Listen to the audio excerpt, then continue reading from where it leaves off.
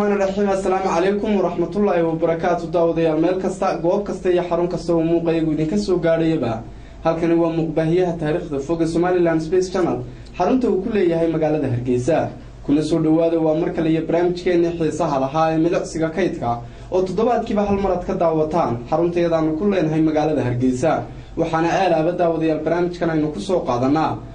marxaladihii kala duwanaa ee uu dalku soo maray inagoo had iyo jeerna ku soo qaadanaa muuqaallo hore oo ka turjumaya macnayaal fara badan waxaana had iyo jeer aynu daawadayaal idinku soo bandhignaa barnaamijkan kaydka faraha badan ee uu telefishanku hayo annagoo barbar dhignaa xaaladda uu dalku ku sugan yahay haddaba waxaan jecelahay daawadayaal in toddobaadkan aynu ku soo qaadan doono qaybo kala duwan oo ku saabsan siyaasadda arrimaha bulshada dhaqanka iyo weliba arrimo kale aynu wada daawano ku soo dhawaada daawadayaal ayaan idin leeyahay mar labaad barnaamijka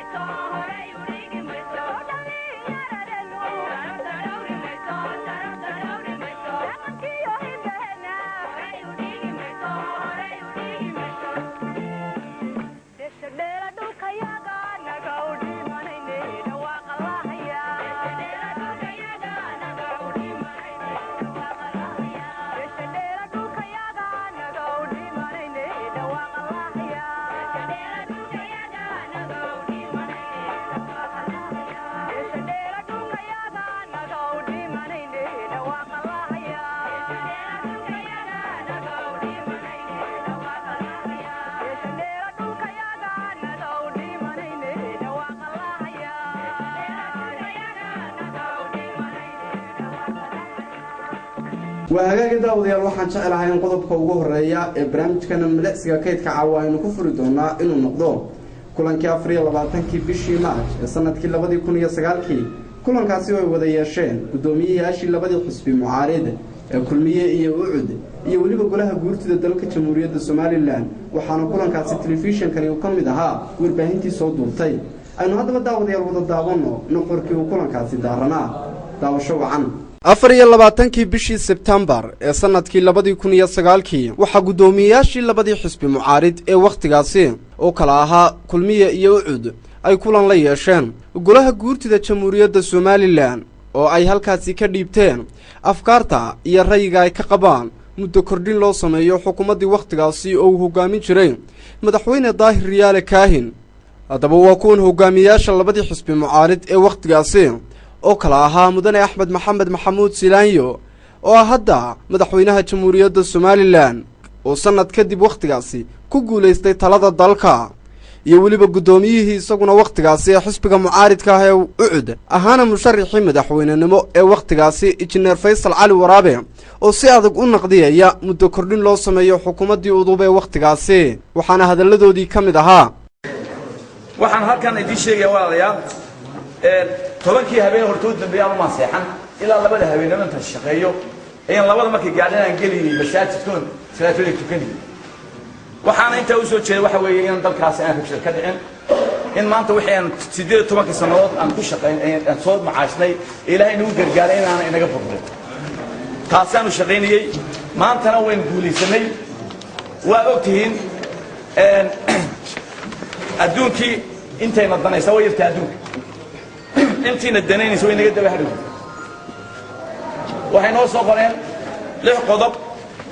oo ka duuliya markay noo yimaadeen ayna dhageysteen labada dhinac 6 qodob ay isjidaahan waa isku iman kartaan oo ay doonayaan 6 qodob in la hirgeliyo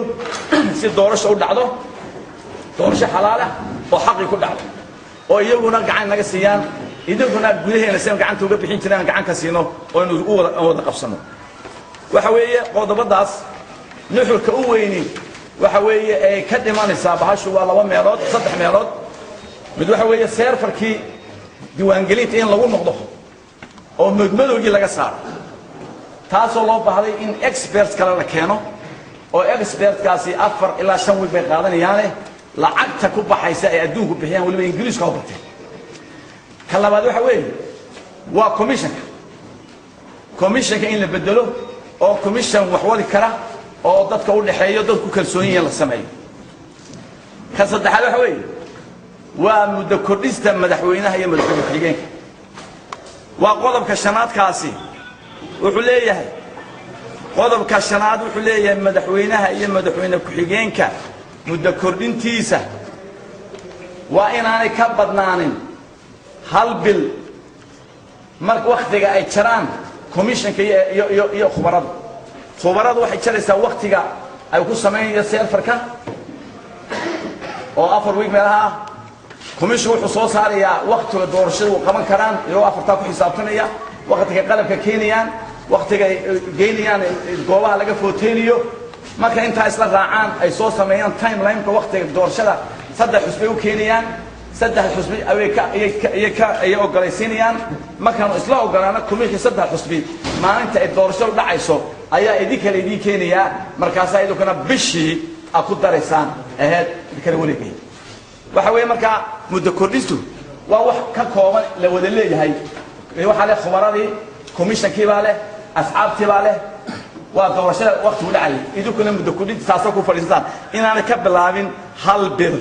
بال كبدنانين وقت كوميشن أصحاب تسوقنا كاسواكا حالي مركا وحن آلي مركي الله أنهلي ووجيدين أعد ونهر أقبل الله لأنه واحد أركن يتوح اللي قد دولك مركا وحن كهول قال لابد حسبينك إنك هول قال إنا أقول هذا دولتنا وأقول تشارك كودي حالي توح أقول هذه كلمية صدق حسب أسلوب قلنا صدق حسب ما كان أسلوب قلنا حالي وحن مركا كشغين ويديسني إذا كيد ويديسني إن وانا دركان واحد لو كسوه شيء إن وديني ما أضنه أو نلا صدق حيلي وانا كنا ونكون شيء ودي إذا عدنا جمع عليه مدحوينها الله هذي وحقيقة بتحرقيها مدحوينها وحن اللي صوم يدو قالها نو صوت درمكا قردي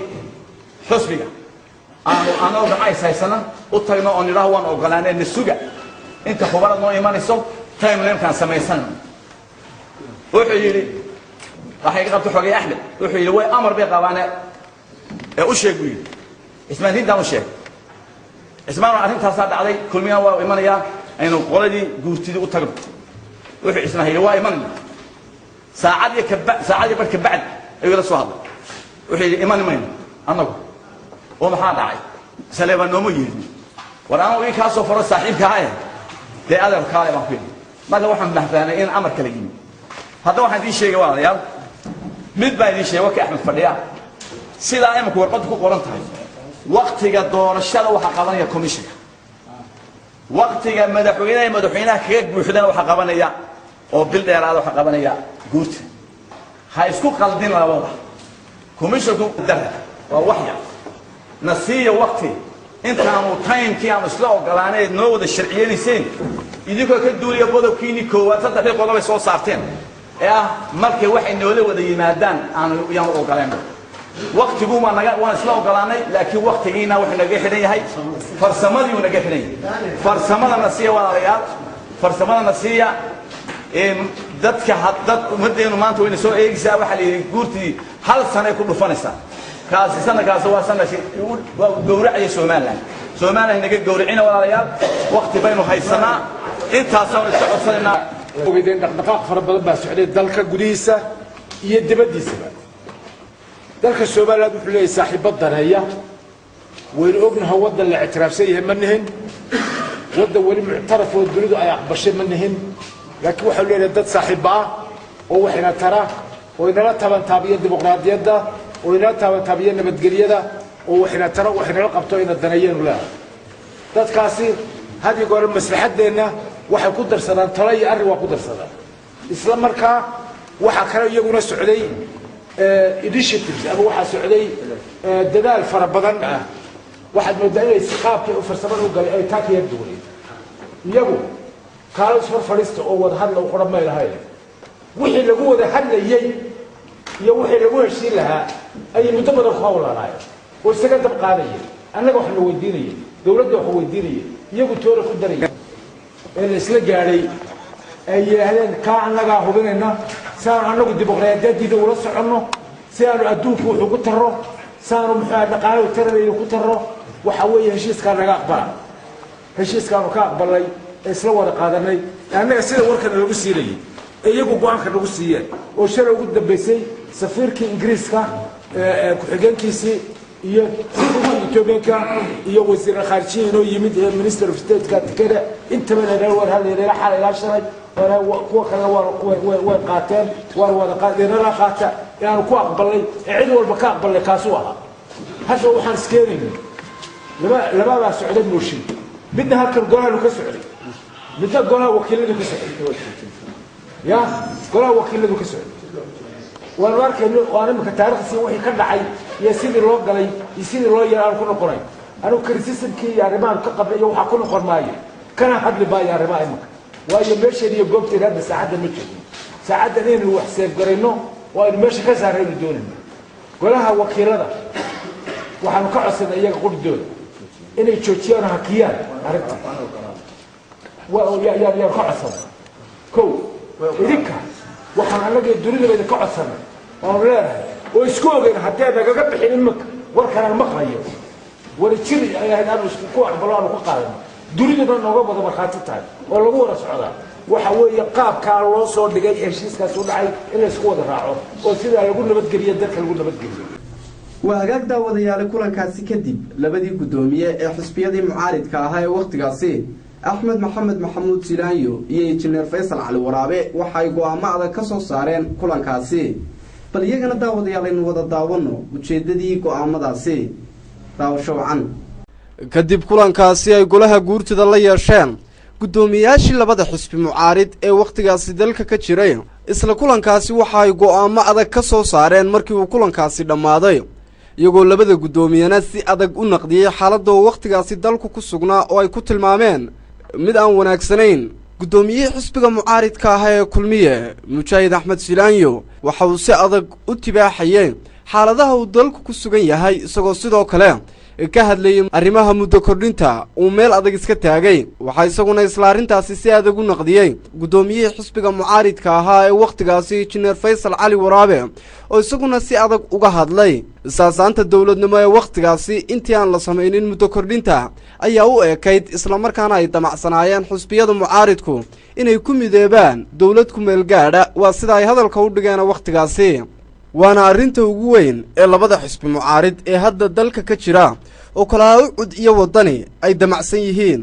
iyo waliba siyaasiyiinta madasha wada tashigo waxay inta badan ku soo celiyaan afkaaro ku salaysan in haddii doorasho ay dalka ka qabsoomi weydo ay samayn doonaan dawlad ku meel gaadha inkastoo aanu sharcigu jidaynin haddaba dhacdadana ayaa dhacdo soo dhacday muddo haatan laga joogo 4 sanadood waqtigii madaxweynaha jamhuuriyadda Soomaaliland Mudane Axmed Silaanyo uu ahaa gudoomiyihii waqtigaasi xisbigii mucaaridka ahaa ee kulmiye haddaba daawadayaal soo qaadano afkaarihii waqtigaasi gudoomiyaha xisbiga mucaaridka ah ee kulmiye Mujaahid Axmed Silaanyo iyo waliba Injineer Faysal Cali Waraabe gudoomiyihii xisbiga mucaaridka ah ee ucud mowqifkii ay ka taagnaayeen dib u dhac ku yimaada doorashada golaha guurtida maanta waan hortagnay waan laga yeeray haddaanu 3 xisbi banahay si aan mowqifteedana u sheegno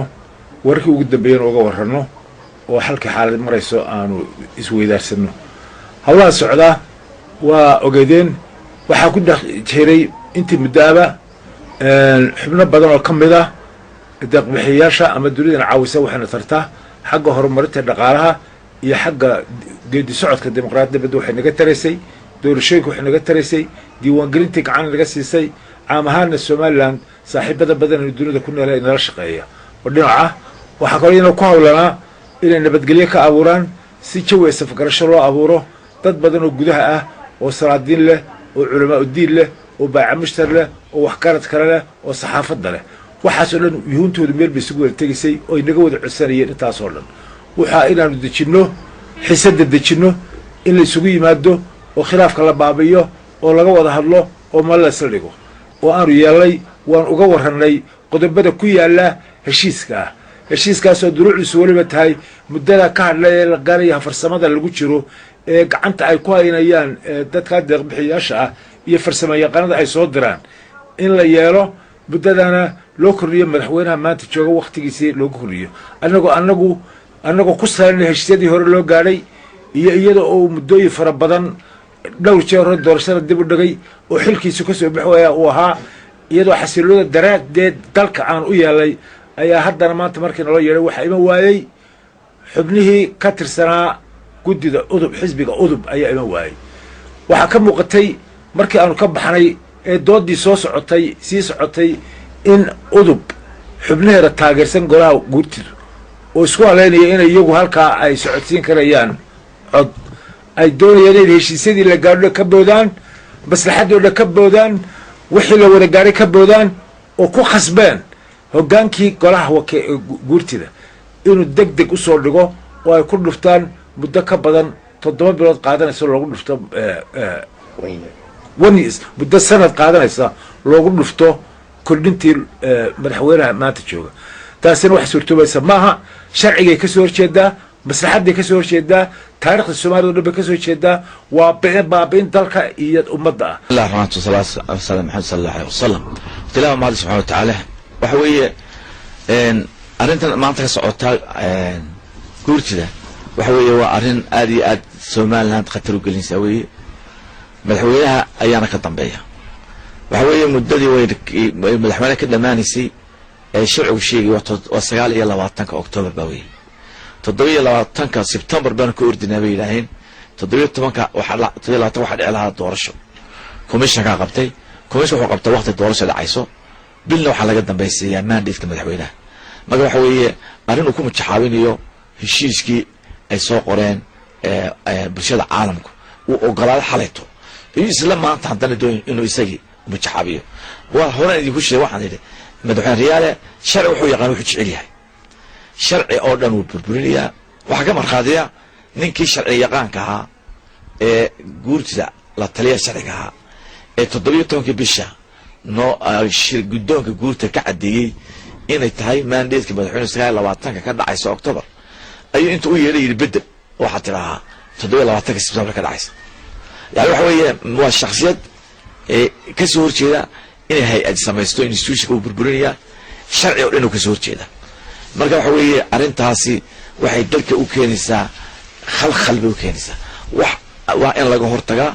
hal sano ayuu imanka ii kordhiya odayaan aan waxna akhriin waxna qorin oo maskaxdu gudhay ayuu ku oranayaa wadanka geliya vacuum dawlad la'aan ku dhacaya 27 bisha ka gaara waa taa keentay inuu jimcaha fadhiisto wax la soo hadlay Mareykanka la soo hadlay waa unacceptable baa ilaahay wax la aqbali kara maaha wax la soo hadlay Ingiriiska wax la aqbali kara maaha ilaahay wax la soo Ethiopia caama la soo hadlay wasiir khaarijiyi waxa weeye cid Allah cid uu ninkaasi accountable u yahay oo bin aadam ilaahay ta accountable maaha marka waxa weeye waxa leenahay anigu waxay la tahay taas arintaasi waa taan ummadda kala hadlayno waa taan dunida kala hadalay waxaan ugu war dul qaadanay waxaan u maleeyaa dulqaadkii anagu qolay waxaan yeelanaa ma waxa ummadii dunidu yeelayso iyo waxa shacab weynu yeelayo way u wara taalaa intaas oo dhan bay u taalaa filina ma ina maanta dulqaadashay jirayso marka ku adkaysiga uu ku adkaystaa waa mid uun muujinaysa dareenka uu ka qabo doonayo inuu dalka iyo dadka baabi'iyo taana waa la iska hortaagay sidii la iska hortaagayba waxa yeelay waa dawlad bilaa sharci ah la waxaan saddex xisbi oo tartamina hadduu xisbi iska samaystay muddo kordhin uu iska samaysan leeyahay anagu waxaan ku talinayaa haddaan Faysal ahay in anaguna aan dawlad samayna labadii midkood madaxweyne u yahay waliba aan ka codsanayaa aniga inuu ii daayo siiraayo marka waxa dhici doonta kaayiga shacbigu raaco waa hagaag daawadayaal waxaan jecelahay in markan aynu ka yar digaroogno dhinaca siyaasadda waxaan jecelahay inaad ku nasataan ruwaayadan aan idinka soo xulay keedka telefishinka Somaliland Space Channel ruwaayadan magaceedu waxa weeyaan waa maadaysa dunyadu dadkuna way matalayaan waxaan jecelahay daawadayaal ruwaayadaasi xiisaha badan inaad ila wada daawataan daawasho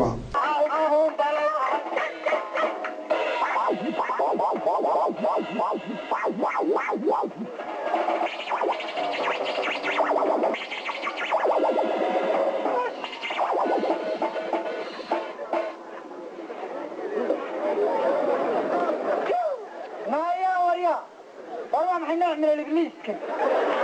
هيا وريا نايا نمن باي استلايو ندباد فقط يا نحري وكذا حيه نينا وناقي هو اللي حق يواك النحري جاي انا هاي يا قدر من كهرا مركاسان كبلا قادر هذا بلان يا قربها كان كاركي مركاسان كيف دقا يا فين كنت اقول سهل اهو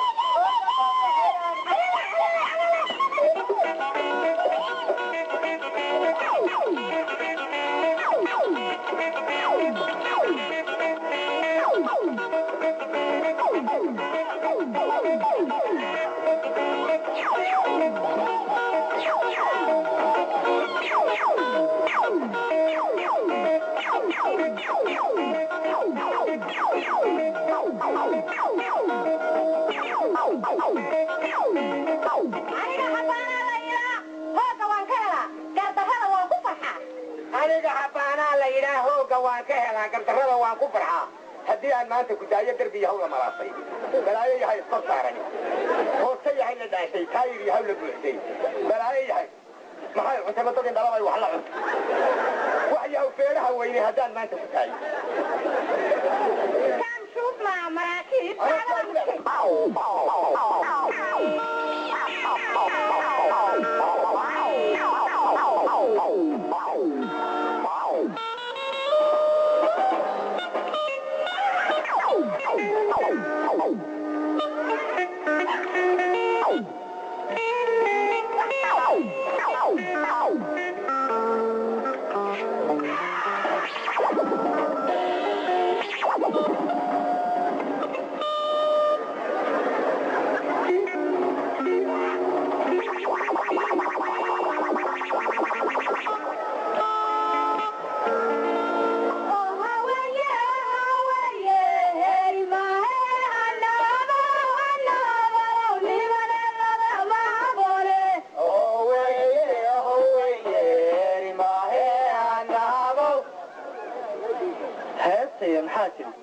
huguntiya wax jira sheeg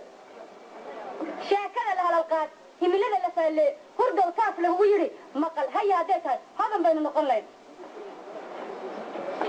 harka labada gelinba hoosku kala bedelan yahay hawe iyo hunguriba ishor taagan weligood haasaa waan inaga daa hooyo wiilxi wow celi roobkii habeen hore huqdiyaanu qultay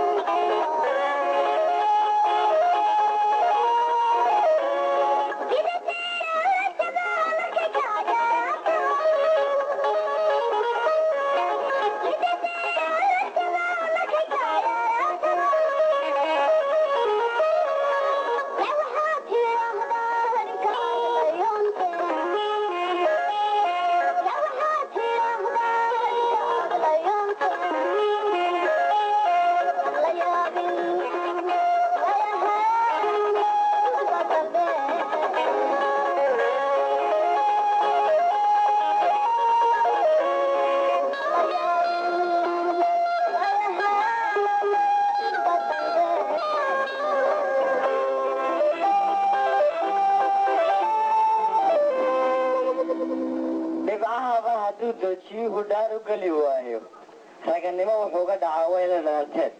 ta kasta dhiman dharaarahan wuxuu joogsiga u dhaafay cadaadu waxay ugu dhageen waa la dhagaga waa isku dhogor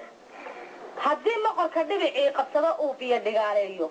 oo duunu soo goosato aad ka darag maagto lulumaha dhuruuqkii u hadhay daas ma garan weydi waa isku dhaqan laxda dharanba sumalladu mar bay riya u dhaafaane ismoosiisku waa dhici karaa waana shay digane dhudhunkaba maxaa farahan dheer xuduudda dhaafsiiye soomaalidu waa isku dhiig adduunyadan dhammaadka ah wakhtigan dheelmashada taagan dhafandhaafka waayaha qofkaan dhaadin yeelkiis soomaali waa isku dhuux ninka dhiisha caanaha lingaxa taababka u dhuujay oo awrka dheegiisa suwegeeryana u dhaafin ee yidhaha soo dhicin muxuu dhaarshil ula jeedi soomaaliya waa isku dhaxal dharkaynkaba tariib qabayaraha daawax kala weyne wuxuu kuraygu laabta ugu dhigay quruxda weyskeed maxaa dhulkayga gumaysiga dhex dhigay soomaalidu waa isku dhogor bixishaba galool baa lahaa kaydka loo dhigo waa hagaag daawadayaal halkaasi aad nagala socotaan waa telefishanka madaxa bannaan ee Somaliland Space Channel xarunta hoose uu ku leeyahay magaalada Hargeysa barnaamijkuna waa barnaamijkeena xiisaha lahaa ee milicsiga kaydka oo aynu ku soo qaadano muuqaalada kala duwan ee kaydka telefishanka madaxa bannaan ee Somaliland Space Channel waxaan jeclahay markan aan idiin soo qaato muddo kordhintii saddexaad ee golaha guurtida dalka Jamhuuriyadda Somaliland sanadkii 2009 ay u sameeyeen xukuumadda waqtigaasi talada dalka haysay ee hogaamin jiray mudane daahir riyaale kaahin madaxweynihii hore ee dalka Jamhuuriyadda Somaliland haddaba daawadayaal muddo kordhintaasi sida ay u dhacday iyo waliba sidii loo dhiibtay ee xildhibaanadu ugu codeeyeen waxaan jeclahay inaynu wada daawano daawasho wacan markii bishii March ee sanadkii 2009 ay golaha guurtida dalka Jamhuuriyadda Somaliland muddo kordhintii saddexaad u sameeyeen xukuumaddii waqtigaasi talada dalka haysay ee uu hogaamin jiray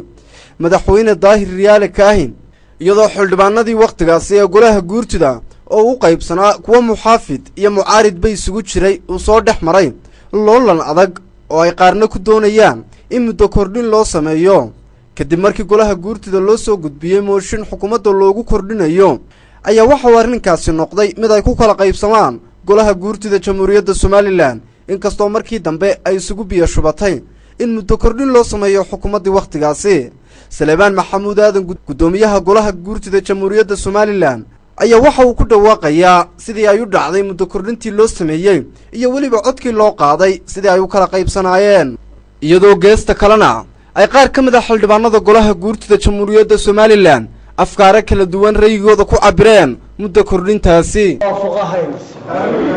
ay qulubteena saysi soo dhaweeyay ma inteena halka fadhido qure Somaliland dalka ilaahay qulubteena hayso ilaahay tubtiisa soo waayo hadaan intaay qaleeto waxaan ku kala tagnay inaynu saaka oo jimcaha oday ما نتعلم إنه مجمع السوء ما نتعلم ظروف تتاجم إيو حالة أيو السري يسوون العرس كذا كذا هدي وعقدري هدي أنا شو بدور كيوم شو هي روح لي حالة ما تتاجم روبلي محاطنا روبلي بدوادة هي حسلوني ذا قرن تحجريني هشيسكي وضبضي هشيسينت أدوك على العالم كسوتي هشيسكي اللحدة وضبضي اللحدة عالمكم وصوت هذي سدح للمرشح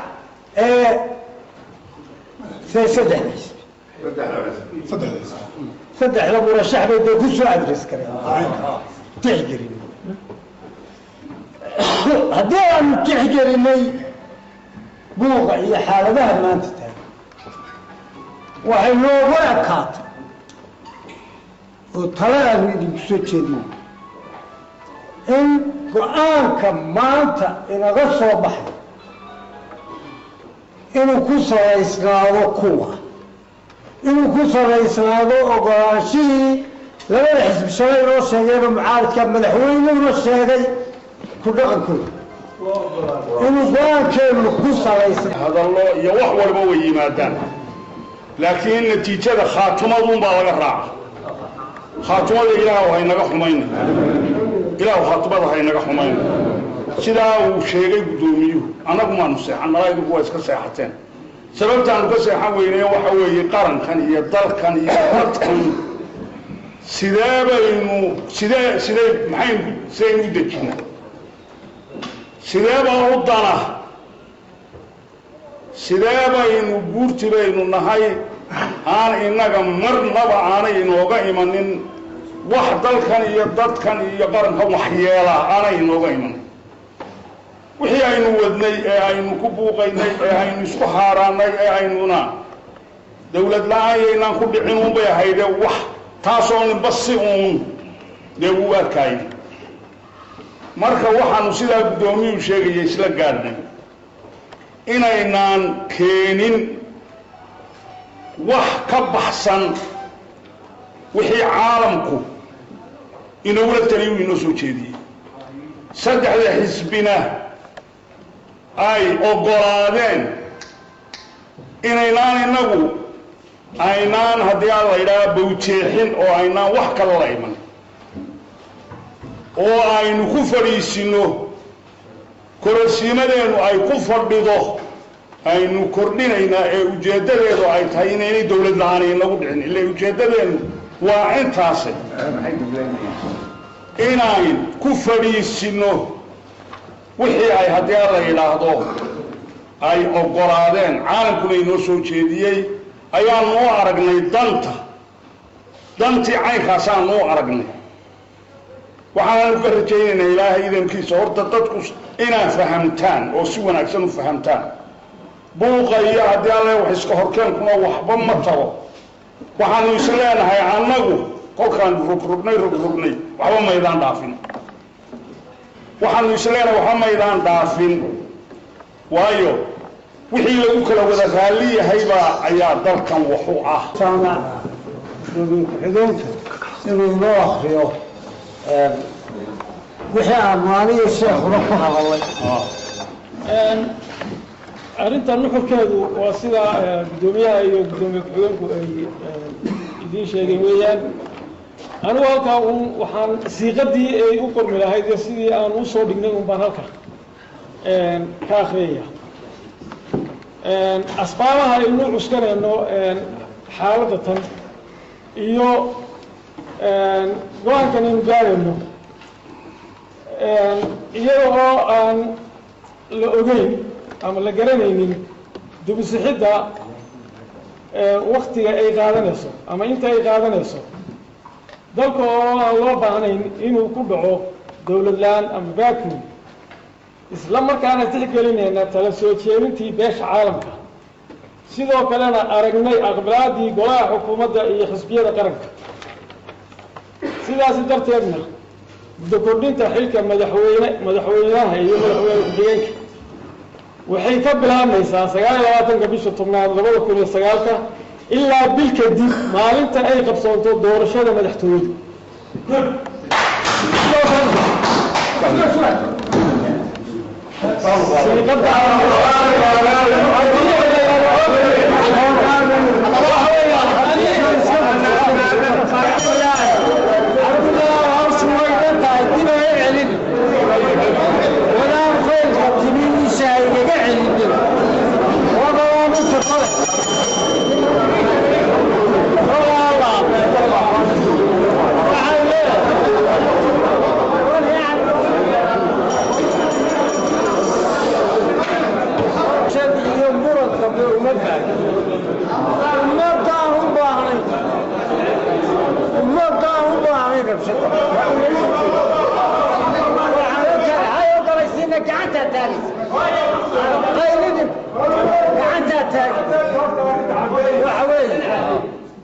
heshiiska ay gaadheen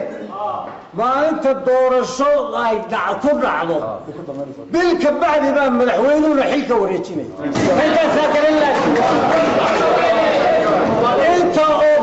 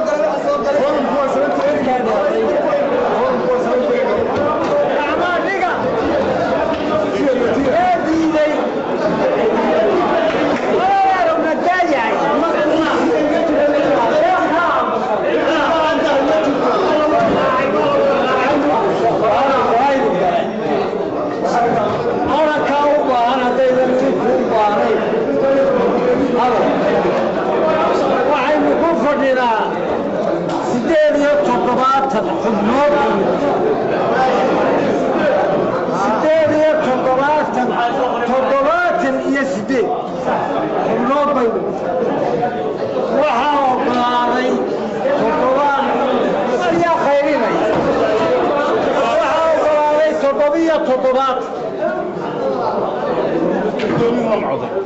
ma jiraan diin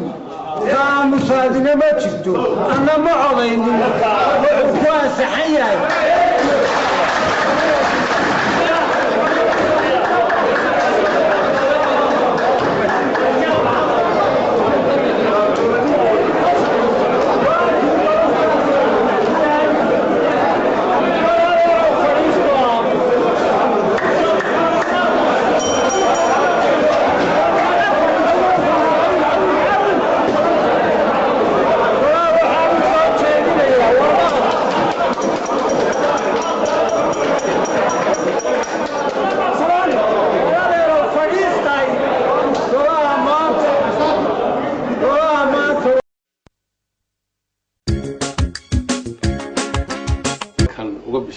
shacbiga Soomaaliland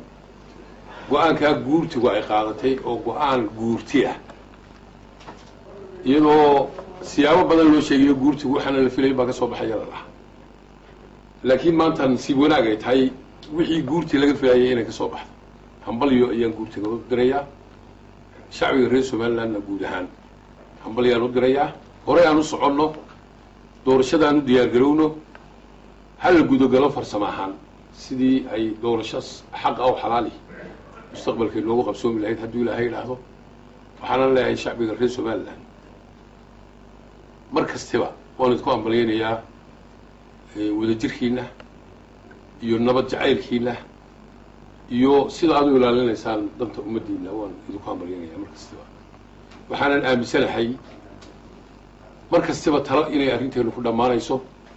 وهدي ضد بدني أي رهاين والله Soomaaliland تلادي وكسر دمانيسا إننا تاسد إن تلادي أي ولي نوشاي ومركو الدم بيسا سيد عدد ينوهي موافقة كل دمانيسو تانا إلهي بنوم هالنقيا فرين تاسون بانجعل هاي ما تقيل تجارسي عالم كانوا حلاه Soomaaliland إلي كسر بحان حلكوي هاي دي وكسر بحان تودي إني كسر بحان وولي ما يكون دران قوسي Soomaaliland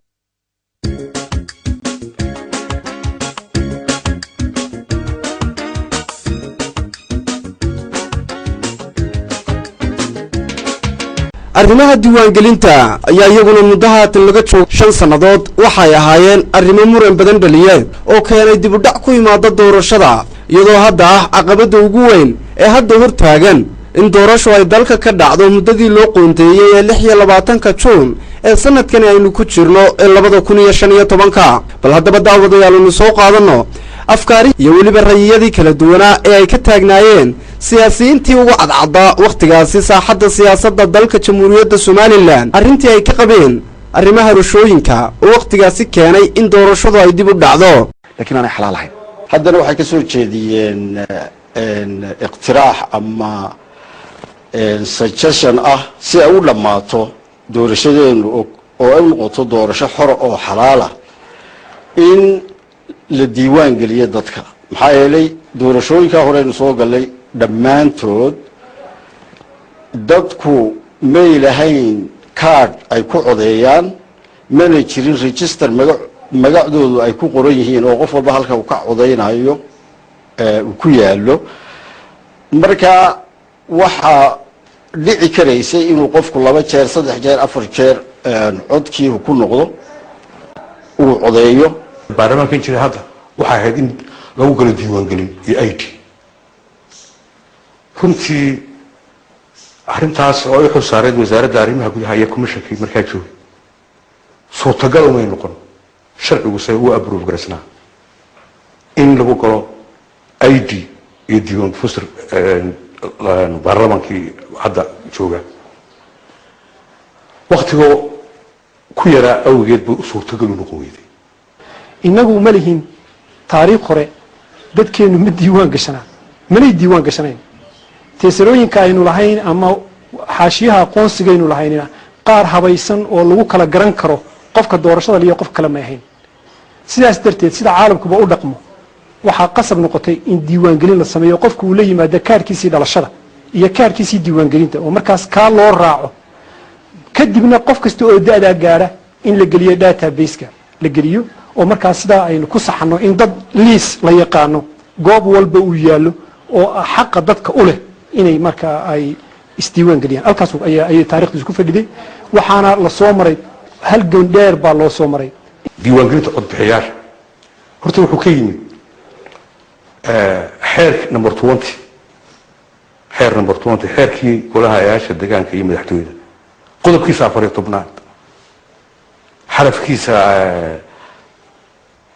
inay taan filaya iminka dasha kama hayo ayaa waxa ahaa iyo wuxuu qeexayaa in diiwaangelin la sameeyo before intaan kanba la sameyn 5 bilood ka hor doorashada waa xeer markaan kuu sheegay inay ahayd baarlamaanka in mataqaanaa lagu galo diiwaangelin waxa uu la kowsaday horta diiwaangelintu la kowsatay xeerku komishinkii hore waqtigiisu dhamaaday marka komishinkii samayskiisii inuu sameeyo komishin cusub amba kuwii hore la daayo muddo aad ogeydo lagu murmayay muddo ay qaadatay muddo sanad ku dhadhow bay qaadatay muranka komishinku qaatay komishinkii markii la sameeyay haddana komishinka wuxuu noqday komishin cusub isagana jaanqaadkiisii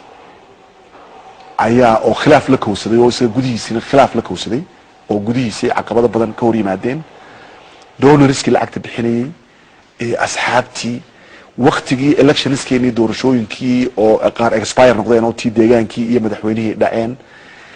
waxaan uun markii hore research laga samayn oo waxa weeyaan markaad hawlgeliso inaad macluumaad fiican ka haysto amba waxaad qabanaysaa aad garanayso malaha 6 bilood 7 bilood waxa qaadatay oo waqtiga loogu talagalay diiwaangelinta moron siyaasi oo lagu murmaayo yaa commissioner noqonaya ama imisa ayuu xisbi hebel helaya imisa madaxweynuhu magacaabaya imisa guurtidu magacaabaysa haddana waxa ka dambeysay in laba nin oo kamid ah labadii nin ee guurtidu ay soo magacaawday ay baarlamaanku diideen oo moron dheer iyo marar badan lagu celceliyo ay ka dhalatay oo waqti badan iyaduna lumisay anigu waxaan ahaa raggaa la diiday labadaa nin ee la diiday baan kamid ahaa raggii lagu soo bedelay markii dambe waqti badan baa halkaa ku lumay Soomaaliland caan bay ku noqotay in ay muddo badan markii wax la isku qabto si sharaf leh ugu dambeyn ay ku dhamaato wixii la doonaba laga hadlo laakiin dawladda alka ka jirta wali dadweynaha leh wali ma yeelanin madaxdu alkan dawladda ka jirta wali dadweynaha iskale maadaama ay dadweynuhu leeyihiin wali oo ownership uu dadweynaha yahay mar walba madaxdu waxay ku ixtiraameen wax kasta isku hayaan inay garashada la yimaadaan inay ka heshiyaan laakiin yaan la oran maxay dib u dhacayaan wax walba waa qabiyo hay'adaheenu waa qabiyo aqoonteenu waa qabiyo dhaqaalaheenu waa qabiyo dhaqankeena markaynu soo guurnay waa qabiyo marka ummad waxeedoo dhanba qabiyihiin ma dhici karto inay dib u dhacimo waayo ama mashruuca aad maal gelinaysaa inuu si wanaagsan u hirgalo oo uu noqdo mid lacagtii la geliyay ay ka muuqato ayaa doonaysaa adduunka ma jiro cid wax maal gelisa oo waxa ay maal gelinayso aan in lagu guulaysto doonaynin ma jirto caalamku wixii ay nasiiyeen waxa ay doonayaan waxa weeyaan inaynu ku guulaysano ujeedadiisii la iskama bixiyo lacagtaasi waxay leedahay shuruudo lagu bixiyo haddaad shuruudaha lagu bixiyo ka soo bixi weydo dee markaa lacagtii la bixin maayo waxyaalo caqabo ku noqday soo deyntii lacagta ayaa jiray sababo walba ha ahaadaan axsaabta saddexda xisbi qaran oo inta badan maroo badan ka dhex mataqaanaa kaba abuurmay awgeed bay lacagtu mar walba horta caqabadihii koowaad ee dib u dhaca ku sameeyey diiwaangelinta ka mid ahaayeen laakiin xukuumadduna diyaar ba u ahayd 25% inay bixiso deeq bixiyaashuna diyaar bay u ahaayeen xeerka waxa ku taala in bil ilaa 3 bilood dalka lagu diiwaangeliyo ayaa xeerka ku taala dabadna markii ay ahayd bil ilaa 3 bilood in la diiwaangeliyo komishinka iyo donorsku waxay isla qaateen in dalka bil lagu diiwaangeliyo oo gobol walba 5 cisho 5 days la diiwaangeliyo tii waxay keentay in muran bilaabmo haddana oo xisbiyadii iyo dadweynihii iyo golayaashii wixii haddana la yidhaahdo sideeba 5 cisho gobolkii loogu diiwaangelin karaya taasina mudday jiitamaysay marka waxa weeyaan donorskii ayagu dhaqaalihii ay bixinayeen waxay doonayeen sida ugu dhaqaalaha yar ee kharashka ugu yaraanaya in wixii hawsh ku socoto qoladii deeq bixiyaashu waxay yidhaahdeen war waxaad doonaysiin diiwaangelin inaad geshiin lacag baad doonaysiin lacagta maxaanu ku bixin lahaa moodalkii mee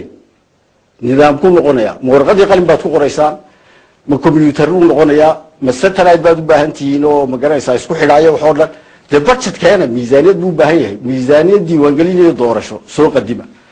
miisaaniyadiina wakti bay qaadatay runtii mar walbana nairobi 2 jeer baan u tegnay annagoo daafacayna miisaaniyadda marka horeanu tegnay ayaan modelkii iyo wixii oo dhan sifaynay nidaamkaanu u dejisanay waxaa in gobol walba lagu tiriyo lagu hubiyo inaynay dhicin wax dad isku noqnoqday bahalka doorashadu waxaa loogu talagalay inay ka dhaxdo 6 gobol hore oo ka kooban 3 degmo marka 3 degmo iyo goobaheeda sahaminteeda waxa iska lama taqaanaa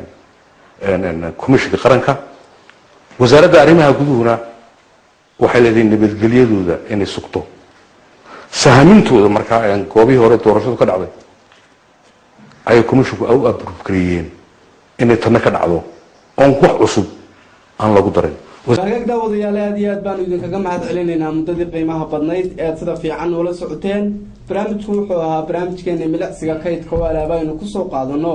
muuqaallo hore oo ka turjumaya macnayaal fara badan iyo weliba maraaxilkii iyo dhacdooyinkii kala duwanaa ay soo martay dalka jamhuuriyadda Soomaaliland intaynu barnaamijka xiga dib isugu imanayno intaas daawadayaal ayaanu ku soo gabagabaynaynaa waxa iga xasuusina in toddobaad kasta aanu idin bala qaadayno inaanu idinka qabtirno kaydka telefishinka dhinaca kamaradu daawadayaal waa Cabdirasaaq Axmed Cabdiraxmaan soo saarista iyo farsamaynta barnaamijku waa anigu Khalid Bushaawiya asxaabtii kale ee igala qayb qaadatay iyo aniguba waxaan idin leenahay waxaan jecelahay daawadayaal inaan ku soo gabagabeeyo heesta la yiraahdo raganimo ninkaagii nacasnimo maxaa baday heestaasi waxaa noo qaadaysa fanaanada weyn ee Sahra Axmed Jaamac waxaan jecelahay daawadayaal intaas aan barnaamijka ku soo gabagabeeyo waxaan idin leeyahay isma dhaafno